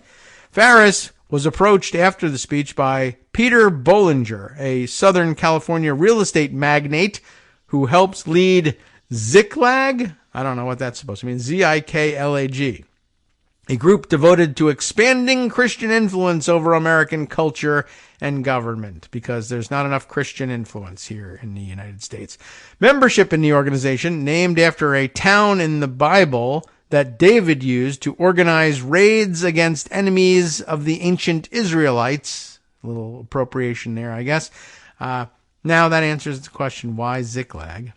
Membership is restricted to people with a net worth of at least $25 million because it's super biblical, according to a page on Ziklag's website that was viewed by the Post but has since been made private. Womp womp. The group envisions schools that welcome prayer and, quote, a conservative biblical worldview in science, humanities, and the arts, according to a Ziklag document that was among several recordings and other materials obtained by Documented and shared with the Post. So just to recap here, everyone should know the foundation, the organization is named after a town in the Bible that David used to organize raids against enemies of the Israelites. But you can only get into this group if you're a Christian millionaire who thinks America should be a Christian nation and we should forsake all the importance of all other religions, which some people might interpret as a raid against the ancient Israelites, or at least the current Israelites. But you're not allowed to because you don't have at least $25 million. And this money means that attacks on Israelites and their successors as Jews don't count because of how rich we are or something like that. Anyway, sounds like fun. Sounds like dominionism too, right? You know, we love Israel because it will fight against the enemies of Christendom and be cannon fodder for the Armageddon. That's how much we love Israel. Anyway, neither Bollinger nor several other Ziklag representatives responded to detailed questions about the recordings and documents. And I suppose if I could see the name of Ziklag in Hebrew, I would be able to know better how the pronunciation is really supposed to go and how much it might have been anglicized by these crusaders. Anyway, as Bollinger later recounted in one video, he approached Farris, then the head of the Alliance Defending Freedom, about using the courts to achieve a far-reaching resolution to their concerns about public education. Remember when, of course, it was the Republican or conservative opinion that courts ought not to be legislating from the bench, unless, of course, they would be legislating in the ways we want, in which case, here's $25 million, let's go do it. Several weeks later, Farris was on the call with Ziklag members to make his pitch. Parents are being forced to choose, either pay for themselves for a form of education that is consistent with their moral worldview, what's wrong with that, or send their kids into a system where they will be deliberately undermined, Farris said, adding that school officials were directly attacking the Christian worldview. Just wanted to pause here again to say ordinarily, the idea that you could pay to opt out of a bad system is something that Republicans and conservatives embrace. Pull yourself up by your bootstraps. Use your own success. Pay your way out of this damaging situation. And the fact that others wouldn't have the money to escape that harm, well, that's their own fault for being lazy bums and not being millionaires. But of course, and if anyone else wanted government help to extricate themselves from that situation because they didn't have the millions that it took to do this thing? Well, no, because that's socialism. However, when it is siphoning off public funds to help them hang on to their millions and instead use public funds to extricate themselves from the unfavorable situation as they see it, that is freedom.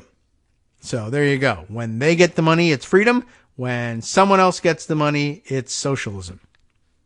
It was a version of the argument that he had been making for 40 years, except upside down and backwards. But the stakes were almost inconceivably larger, that is to say, more socialistic. Hanging in the balance were not the preferences of a tiny community of homeschoolers, but the fate of tens of millions of children in America's public schools. Farris had recently set up a Center for Parental Rights at the ADF. Bollinger laid out the plan on the donor call. ADF lawyers would file lawsuits they hoped would lead to a Supreme Court ruling that declared a constitutional right to vouchers for private and home schools. As a result, Ziklag's Education Committee estimated in one document the public education system could lose about, this is their excited prediction, lose about $238 billion a year, a third of its total funding. Our goal is to take down the education system as we know it today, Bollinger said in one of the videos reviewed by the Post. Their real goal, of course, was not only to take down the education system, but to plunder their funds and keep them for themselves. These are multimillionaires. You can only get into the club if you already have $25 million. And if you already have $25 million, what do you need help with your kids' education costs for? You do not. You should be contributing to the education costs of everybody else. But instead, you want to reverse the pipeline. Let's steal the money that we collected from everybody in the country in order to make sure that even kids whose parents don't have $25 million can get an education. Let's put a stop to that. And let's use that money to reimburse parents who have $25 million or more to spend on their kids' education and pay for it so that the $25 million can go into yachts. Or, more importantly, into the pockets of the people we've hired to run this fund. Okay. Farris declined to discuss his Ziklag conversations with the Post, saying that they were confidential, and of course they would make him look like a giant a-hole. ADF received $444,000 in grant money from Ziklag in 2021, according to tax records, close to the $500,000 Farris requested. Ziklag gave ADF another $514,491 the following year, tax records show. ADF has filed several lawsuits in state courts doing exactly what Ziklag wanted, challenging schools' instruction on racism or gender transition policies. Among the plaintiffs are Virginia parents arguing that they should be reimbursed for education costs after pulling their children out of public schools, they say, taught an anti-racist curriculum. Now, if you choose to withdraw from public school, you got to pay for it. That's the way it works in this country. It wasn't my idea. That was actually your idea, your guys. But now you want to be paid for it because, of course, you found out the leopard ate your face. You want your kids out of school and you want your money back. ADF has also filed amicus briefs in federal lawsuits brought by its allies asserting that school policies on gender transition are unconstitutional. None of these lawsuits ask the court to establish a universal right to school vouchers, by the way, but I guess maybe eventually they'll try that. ADF declined an interview request but issued a statement saying that strategies to protect parental rights are constantly evolving. Mr. Farris has worked on parental rights issues for many years and accomplished much in this area, the group said. ADF does not share all his views and is not pursuing all his theories. Farris told the Post that ADF's lawsuits reflect a more modest approach than he once envisioned, but could help lay a foundation for his larger goals. I don't think that the ground is ready for moving as rapidly as I had hoped originally, he said. Legal experts said that even if the Supreme Court's conservative majority struck down the school policies being challenged, it is unlikely the justices would upend America's educational landscape by declaring a constitutional right to public funding for private and homeschooling. I don't see 5 votes for that, said Douglas Laycock, an emeritus professor of law at the University of Virginia. There might not be any votes for that. Well, I think they could probably get a Clarence Thomas vote for that if he's still there. Farris himself sought to manage expectations on his call with Ziklag donors, saying that even with the court's favorable composition, they faced a hard and possibly long road to victory. But so had homeschoolers during their legal battles decades earlier. Those fights had eventually led to broad acceptance of parents' rights to educate their children at home. Now the time had come, Farris argued, for another revolution in public opinion, not toward homeschoolers, but toward the education system they had left behind them. Whether or not the lawsuit succeeded, he told the donors, their work would have an important consequence. More and more people, Farris said, will be upset about what's going on in the public schools.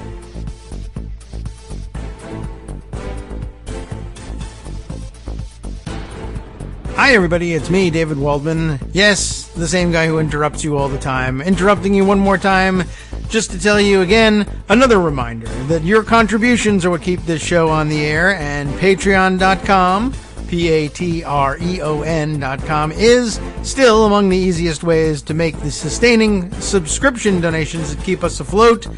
Are you ready for the pep talk about how our Patreon campaign is still going strong and growing? Well, too bad. Yeah, the plain fact is we actually are headed in the wrong direction, and whereas we once had about 175 monthly patrons, we're now actually down below 150. Time to recruit some more. Not exactly the kind of news I wanted to share, but there it is. For those of you in a position to support the show, patreon.com does make it easy to make those secure, recurring monthly contributions to do so. Patreon.com/KagroX gets you straight to our donation page. We've been through a lot together. The worst of the pandemic, we hope. The worst of the insurrection, we hope.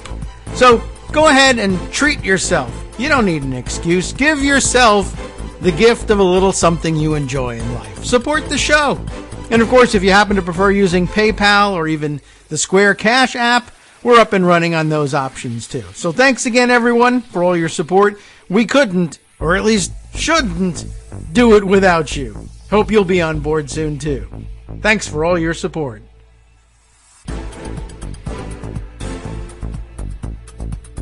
All right, welcome back now to the Kagro in the Morning Show here on Netroots Radio. I realized that we had probably cut out for our short break before I could fit it in. I knew when I started the sentence it wasn't going to work, but it was like it was literally the last sentence of the piece, and I was like, I'll try it anyway, and we'll edit it for podcast such that it works out. But the last sentence that got cut off, all it was, it's kind of a lame way of ending the piece, quite honestly. But all it was Farris saying, well, now the time has come for another revolution in public opinion, not toward homeschoolers, but toward the education system they had left behind. Whether or not the lawsuit succeeded, he told the donors their work would have an important consequence. What's the important consequence? More and more people will be upset about what's going on in the public schools. That's it. That's the big goal. We're going to make people upset about what's going on in public schools. Do you have a suggestion about how to improve what's going on in public schools? Yes, close them and give all the money to me. Well, that's not a great suggestion. It's quite moronic, and we think you're an idiot. Okay. So there we have it. We've made it to the end, but now you know what his role has been. His name will come up, I think, more and more often as we discuss these things, and we now have that name going on. We have it in the back of our minds, and we'll hear more and more about the parental rights thing and the question of whether or not it really is a political winner, despite what they think about it. And I guess it's a pretty good warning, too. As if you were getting used to the idea that, maybe the parental rights thing will fizzle and it's actually something of a political loser and we'll be rid of it after all, remember that it's been something that Mike Farris has been trying to make happen since the 1980s. And so even if you don't think he's had a tremendous success with it, although it's hard to believe, it's hard to argue that in the face of how much, how many concessions they've won for themselves since the 1980s. But even if you think it's something that will fizzle and go away, it's clearly the case that there's a number of people who have dedicated their lives to it because, well, when I say dedicated their lives to it, I mean they've found an income stream from it and they're not going to give it up till they die because they can continue to steal money and grift off of it and live a comfortable lifestyle and justify the comfortable lifestyle by saying, look how much good I'm doing for other people.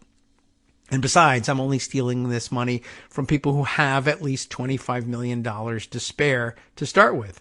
So it's not like I'm ripping off small dollar donors. I'm ripping off big dollar donors. Only big dollar donors are allowed to talk to me about my project. Fantastic. All right. Well, very interesting background, and I'm glad we got it on the record. Many other things to turn to today. And let's see, where shall we begin with this? Golly, I don't know.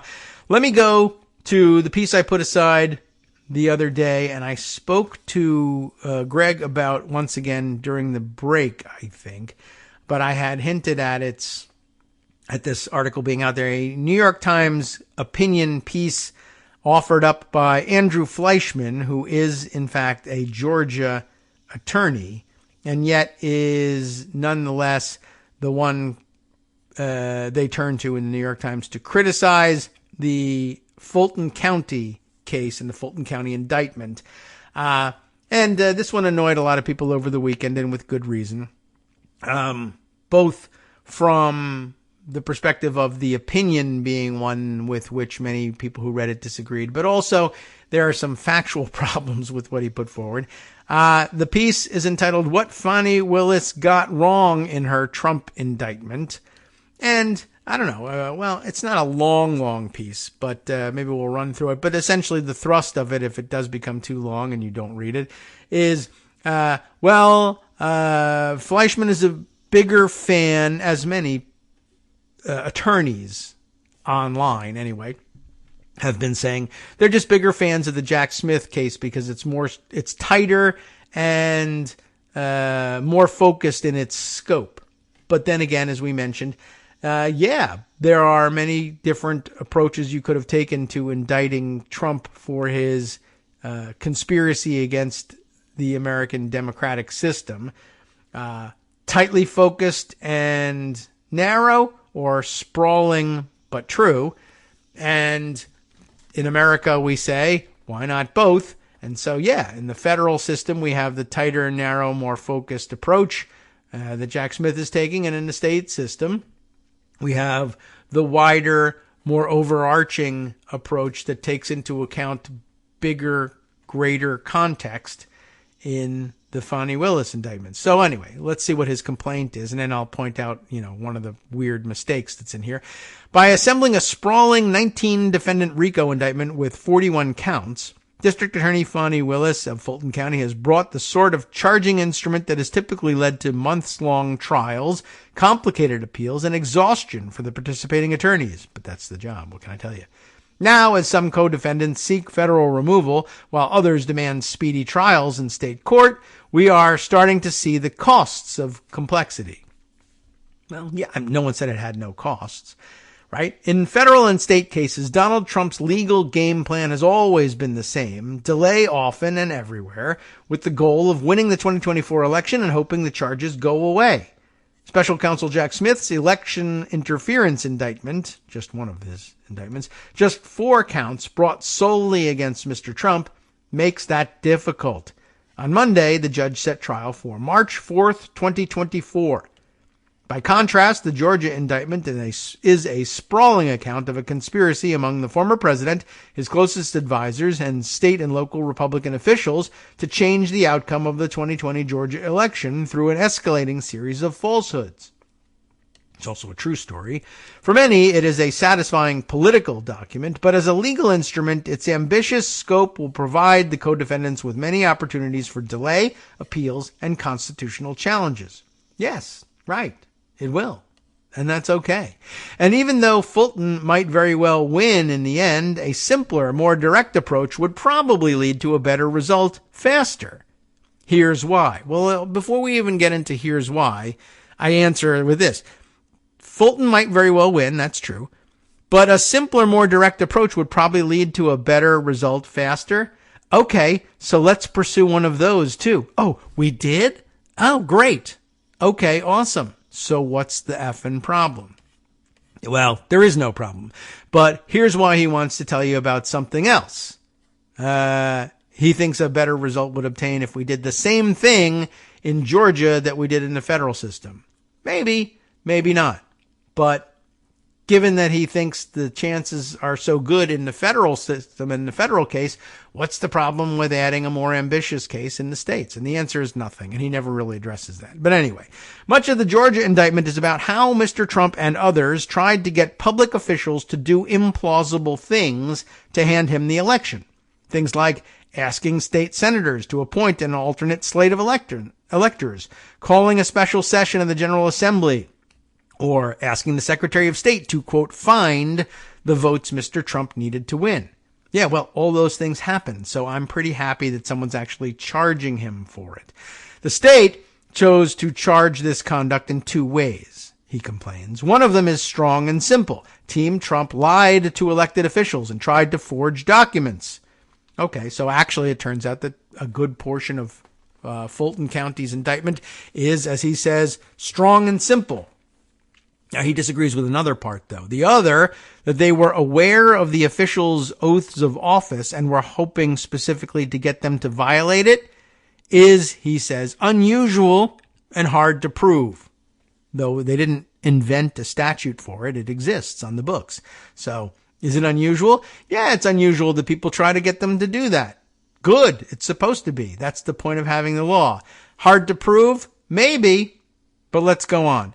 Solicitation, which is at least, I think 4 of the counts that are listed among the 41. Solicitation requires you to ask someone else to commit a felony intentionally. In this case, the oath of office that the defendants were being asked to violate was a promise to follow the Constitution and do what's best for their constituents. And that is kind of vague. It is indeed a crime in Georgia for a public officer to willfully and intentionally violate the terms of his oath. Here's the problem, Fleischman says. It's hard enough to prove that Mr. Trump's request violates the Constitution, since the Constitution allows states to figure out how to select electors. Well, that's true, but it doesn't allow states to fake the number of votes that were cast. That's one problem. But then the state must also prove that Mr. Trump knew that this would violate the elector's oath of office. Very interesting and compelling if you just read past that and blow by and go on to the rest of the argument, which we'll do, but we aren't going to blow by this just yet. Just note this for a second. Maybe we'll read the next paragraph. So if you blow by it, then you get into this. Now, it seems possible that Mr. Trump had no idea what these officials' oath of office was, and maybe even had no idea that they swore an oath at all. Under Georgia's mistake of fact affirmative defense, if Mr. Trump has some evidence that he was operating under a misapprehension of fact, I didn't know they had oaths of office, that would justify his actions. The state must prove it beyond a reasonable doubt. But I think it's probably actually not all that hard to get a jury to believe beyond a reasonable doubt that the President of the United States, who himself swore an oath of office in front of everybody, actually knew very well that other elected officials have oaths of office. He just doesn't care what the oaths say because he doesn't care about violating oaths. He's all about violating oaths. So I don't know how difficult it is to prove beyond a reasonable doubt that he knew they would be violating their oaths of office by doing what he asked. But at any rate, at this point, it says there are a few reasons that this could be a strong defense. First, Mr. Trump surrounded himself with individuals who told him what he was doing was legal. Georgia does not normally have an advice of counsel defense, but in this context, it seems relevant that people he apparently trusted were not telling him this would violate any oath of office. And to put it gently, Mr. Trump is plausibly ignorant on a variety of subjects, ranging from how hurricanes are formed to whether it's a good idea to use or inject disinfectants as a possible COVID cure. Even if prosecutors can meet the burden of showing that what he requested was unconstitutional, not necessarily an easy thing to establish with a jury of non-lawyers. It may be difficult to prove that Donald Trump knew or cared what the Constitution had to say on the subject. Now, I need to double back and go back to, again, what was the formulation of his complaint? It's hard enough to prove that Mr. Trump's requests violate the Constitution, since the Constitution allows states to figure out how to select electors. And we've been through this. Yes, it allows states to figure out how to select electors. And then they figured out how to select their electors by having an election. And the popular vote winner in the state wins the state's electoral votes. That's how it's done. Now, I think it wouldn't be all that difficult to get a jury, if they're impaneled, to sit and focus for long enough to say, all right, the Constitution contemplates the states figuring out how to select its electors, and they did that. And when they found out that that contest had been lost, the Trump approach was erase all the decisions you made and remake them. Yes, you've already had the election. You said an election was going to be how you selected your electors. Everybody came out and voted. The people of Georgia spoke. It turns out that Biden won the electors. But I want you to say, we want a do-over. We said we were going to have an election, but in fact, I think instead we should have a special session of the Georgia State Legislature, and we should do the voting, and all of your votes should be thrown out. I don't think that will take very long for a jury to understand is beyond a reasonable doubt about whether or not it goes well beyond what the state is allowed to do. The state was given the choice. They made the choice. Then they got sad about the choice because they lost, and no reasonable juror will say, yeah, screw it. We can just undo it. Of course, they'll argue, well, it wasn't that they disagree with the concept of having elections. It's just that the election itself wasn't held in a fair way. Except the only evidence that they're really going to be able to present in court is stuff like, well, for instance, these boxes, these ballot drop boxes, were located in places that show me in the Constitution where you can have a ballot drop box on the corner of Elm and Maine. It doesn't say that anywhere. And I don't know how many jurors there are going to be who are going to buy into that argument. But there's another issue here. Not only does the argument that the Constitution allows states to figure out how to select electors mean that it allows them to take as many bites of the apple as they want until they finally win. That's not the case. But he goes on to say, not only is that hard enough to do, but then the state must also prove that Mr. Trump knew this would violate the elector's oath of office. And it's easy to blow past that, except if you stop and read it again. You have to prove that Trump knew that this would violate the elector's oath of office. Wait a minute. The electors, real electors do take an oath of office. But we're talking about fake electors. The fake electors, one, didn't take any oath of office because they held no office at all. They were trying to pretend they held an office. And it's kind of hard to get them to violate their oath of office because they don't actually have an office and they didn't take an actual oath. They said some oathy words maybe if they were trying to imitate the process by which legitimate electors work. They probably said some oathy words, but one, they didn't take any oath of office. So you might think Trump, this is actually an affirmative defense for Trump. I can't possibly be guilty of trying to get the fake electors to violate their oaths of office because they didn't take real oaths of office. Aha, I just won the case, right?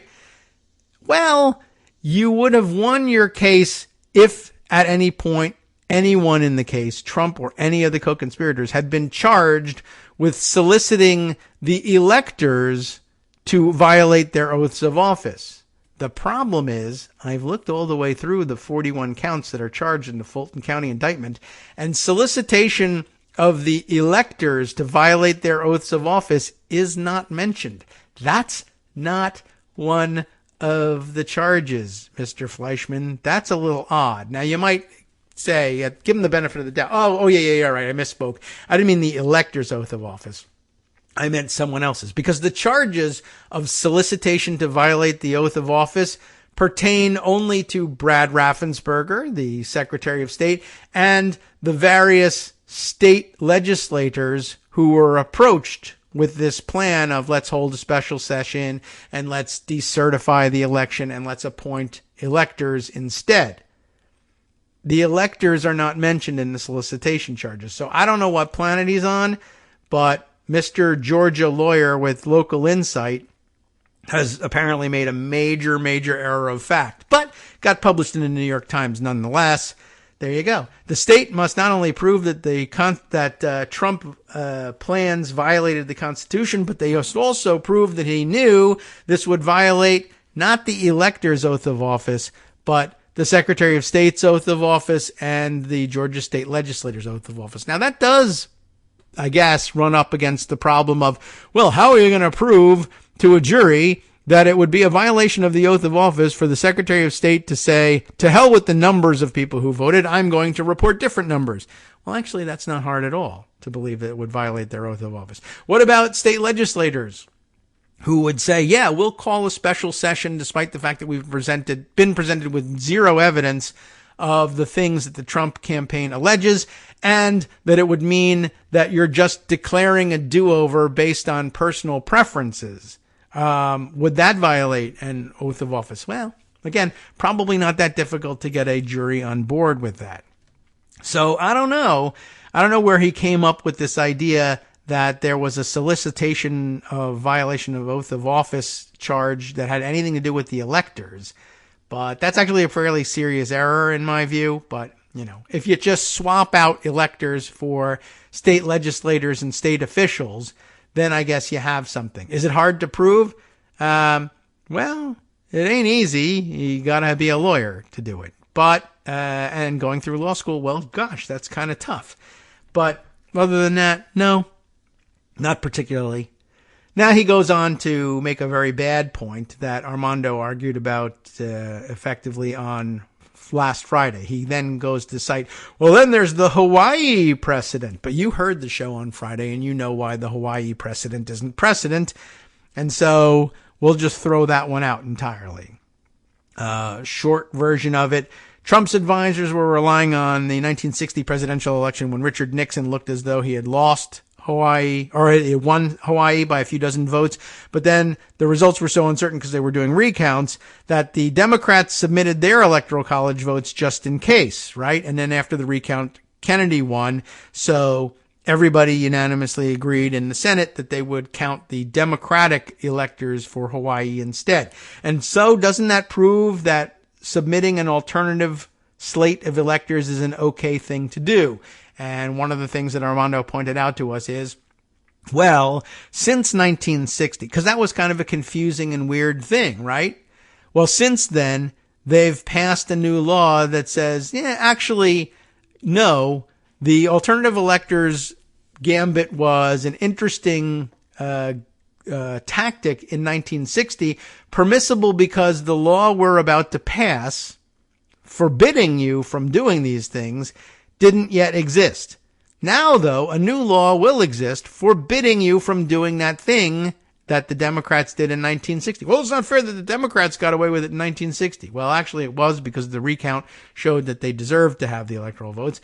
And, yeah, it was a novel approach to things, one which Congress later decided we really don't want to deal with that anymore. It's too confusing and crazy and subject to manipulation. Therefore, we now outlaw it. And Trump's people are running around saying, I don't understand. Why should it be outlawed? The Democrats got to do it once. Yeah, they did it. And we said, this sucks. We don't want to allow it anymore. Well, then why don't you arrest the Democrats who did it? Well, most of them are dead. But then, okay. Well, then if that's not possible, if it's not possible to exhume them and put their corpses in prison, then at least the only fair thing to do is to allow us to get away with it once. No. It was wrong when it happened. Armando said so. Or, it's certainly plausible that you could say it was wrong when it happened, even though, as it turns out, it bore out the correct results of the election in Hawaii. So maybe it's not that wrong. But if you believe that the election results were rigged in Hawaii, let's say, you could say, yeah, this is not really a desirable outcome. We don't want alternative electors submitted all the time, or else everybody will be doing it. And the proof pretty much is, well, we're here watching it happen. despite the fact that we outlawed it specifically. And here they're saying, oh, this is an affirmative defense. We should be allowed to submit alternative electors because someone else was once allowed to submit some. Yeah, and we outlawed it thereafter. So I don't understand why you're having such difficulty understanding whether or not what you did is against the law. Here's the law. I can't make it any plainer than that. Anyway, so there you go. That's his secondary fallback defense. Then his other fallback defense is there's also the possibility of a First Amendment defense. We've discussed that 100 times over. And then he says, I'd understand bringing these charges to get at some obviously bad and immoral conduct by the president if there were nothing else available. But there is something else available. There are other much stronger charges in the same indictment without the same constitutional concerns. Yeah. And that's really kind of the approach that they're taking on the federal level. So what's the problem with being more aggressive at the state level? All right. There are other much stronger charges in the same indictment.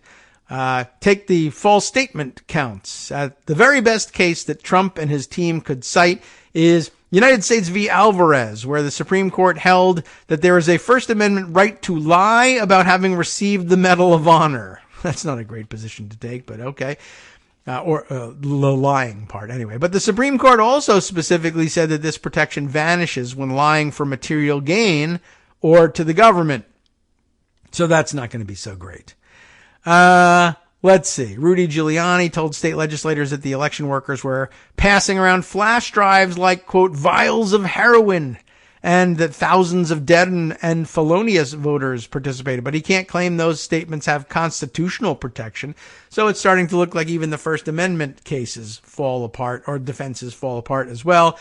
There's more. And as it turns out, so Fleischman is actually generally sympathetic to the idea that Trump and his team should be held accountable and should pay, and that there are some charges, at least in the Fulton County indictment, that should stick. He's just upset about the more broad application of things to larger and more ambitious charges.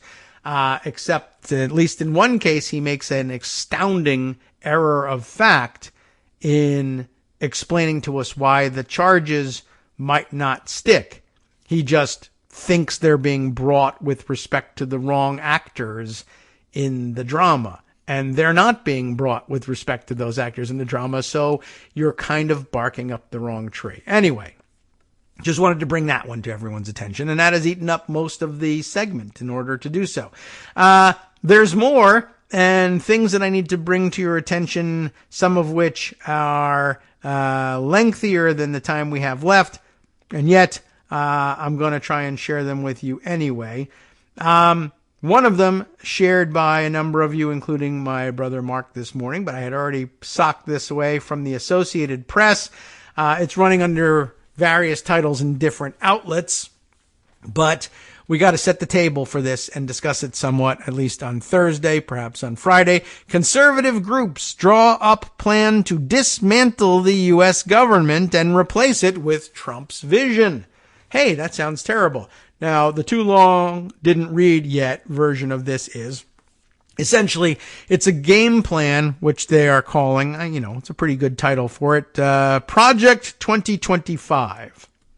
And the idea basically here is, just as Mitt Romney had binders full of women that he was ready to appoint to important positions in the government or whatever, this is binders full of evil Trump plans and ways of purging the federal government, finally, of all those quote-unquote deep state actors who are frustrating Trump's purpose. Of course, it was the voters of the United States of America that frustrated Trump's purpose in 2020, and we hope we'll frustrate it again in 2025. But essentially, this is a way to hit the ground running and fire everybody in the federal government and replace them with Trump loyalists so that no one will stand in the way of him executing his vision, whatever he decides it might be that day, over breakfast hamburgers. This harkens back to a discussion we've had in the past, or articles we've read in the past, about the so-called Schedule F. This is what they wanted to use to reorganize the way the federal workforce is appointed to office and stays in office. In other words, to basically redesignate all of the people who were designated career civil servants back in the day, and I think they say in this article that it stems from the Carter administration, that it was essentially an overhaul of the previous, 19th century style spoils system where political appointees ran everything and were all directly accountable to the president and the political operation, and instead professionalized the civil service so that politics would be taken out of the day-to-day administration of the government. In other words, a pretty good reform. They want, of course, to get rid of that so that lunatics who are, paranormal ghost activity investigators can be put in charge of Homeland Security and dumb crap like that, as we heard daily was the goal of the Trump administration from 2017 through 21. Anyway, there is some real detailed information in this. We'll have to wait until tomorrow to share it, but I just wanted to let you know, I've seen that one, and we'll be talking about that in the days to come and on into Friday. That reminds me also, I need to get in touch with Greg to discuss how we're going to handle Labor Day coming up. Oh, yes. You know what? Before I forget, I've forgotten for another day here. I wanted to we'll use the outro music to do it. Some new contributions to Patreon and some boosts to existing contributions from big fans of the show. How about this? Our good friend Ricky, the Canuckastani, who chimes in all the time, has made a new Patreon contribution. She says in the notes accompanying it, she did it for the mention on the show. And you got it, Ricky. We really appreciate your joining in. And Steve Sittig, who has been a donor for some time, has responded to the call and boosted his participation in the support of the show. So thank you again, and we'll call your name out too if you will do the same. We appreciate every dime we get, although you can't donate a dime at a time. Some of you have actually expressed an interest in boosting your contributions but haven't been able to figure out how to do it on Patreon. They don't make it super simple. Maybe we can ask some of these other people who have successfully done it to share their hints about how easy they found it, or at least how you can find your way to do it too. From networksradio.com, you have been listening to Kagro in the Morning with David Waldman. Okay, we usually use this time to boost the stories coming up on Justice Putnam's West Coast Cookbook and Speakeasy coming up next here on Networks Radio, but we used it to boost ourselves instead. We can give you at least this top line information.